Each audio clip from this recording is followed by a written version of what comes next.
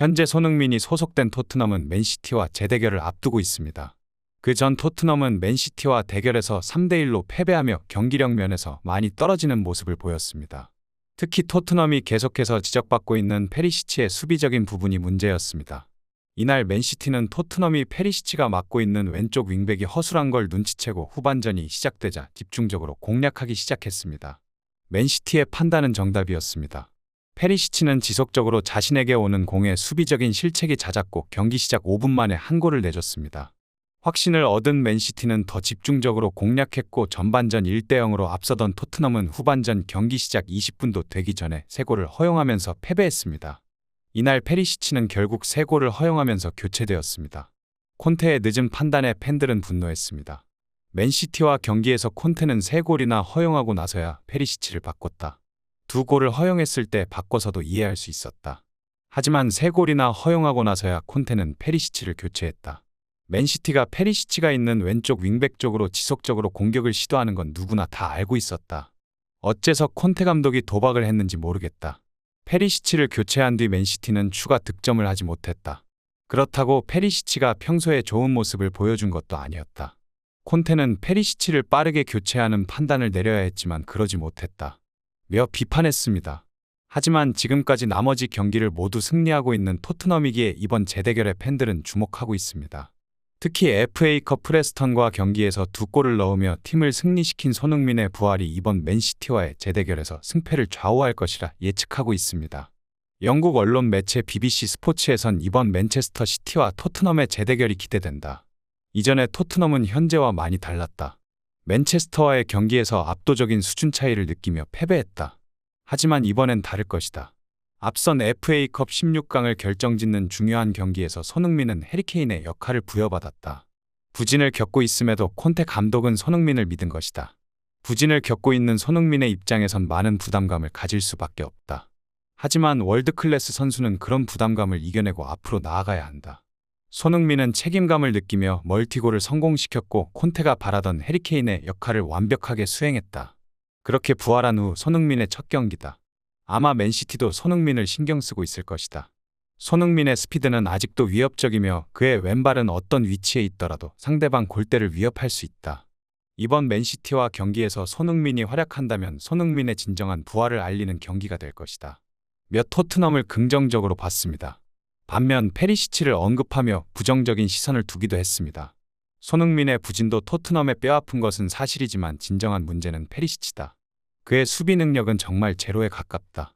템포가 빠른 영국 축구는 공격수가 수비에도 많이 감다하며 수비수들이 라인을 치고 올리는 경우도 허다하다. 그렇기에 타 리그에서 활약하던 선수들이 프리미어 리그만 오면 활약하지 못하는 경우가 많다. 페리시치가 그러한 경우다. 페리시치는 이탈리아 리그에서 우승의 주역이었고 그만큼 콘테 감독이 신뢰하는 선수였다. 하지만 그는 잦은 실수와 턴오버를 유발한다. 안 그래도 빠른 템포인데 토트넘은 손흥민의 스피드를 살린 역습이 주 전략인 만큼 더 빠른 속도를 요구한다. 페리시치는 적응을 하지 못하는 모습이다. 항상 한 템포 늦추며 전개하는 페리시치 덕분에 기존의 토트넘 색깔을 잃었다. 이전 맨시티와의 경기에서도 모두 그를 통해 득점을 허용했다. 콘테 감독이 그를 어떻게 활용할지도 토트넘 경기를 보며 주목할 재밌는 포인트 같다. 고 전했습니다. 이러한 소식은 곧 콘테의 귀에까지 들어갔습니다. 콘테 감독은 비판은 프로들의 숙명이라며 별거 아니라는 듯이 말했습니다. 현재 밖은 손흥민과 페리시치로 인해 시끄러운 것을 인지하고 있다. 별일 아니다. 그들은 꽤 오랜 시간 최고의 활약을 펼쳤고 함께 부진의 시간을 겪었다. 서로 자존심이 강한 선수들이다 보니 경기 중 다툴 때도 있었고 의견 충돌도 있었다. 하지만 그것은 모두 경기에서 승리하기 위해 해온 일이다. 그리고 꼭 필요한 일이었다. 두 선수 모두 각자의 팀에서 최고의 활약을 펼치던 선수들이기에 같이 뛰기 위해선 한 명이 양보를 하는 수밖에 없다. 하지만 생각 이상으로 많은 시간을 적응하는 데 써버렸다. 이제 토트넘은 위의 팀들과 우승 경쟁을 하기 위해선 더 이상 시간을 쓸 수 없다. 그래서 나는 페리시치를 손흥민의 반대편으로 옮기는 판단을 했다. 결과는 예상한 대로였다. 페리시치는 환상적인 논스톱 패스로 항상 지적받던 한 템포 쉬는 버릇이 사라졌다. 손흥민은 자신의 역할을 잘 이해했고 골을 성공시켰다. 하지만 그게 다가 아니다. 손흥민은 해리케인의 역할을 부여받았지만 이번 맨시티전 해리케인 선수가 참여한다. 손흥민은 이번 경기에서 반드시 증명해야 한다. 이번 경기에서 자신을 증명하지 못한다면 나는 선택할 수밖에 없다. 토트넘에 많은 시간이 남지 않았다. 몇 시간이 없음을 강조했습니다.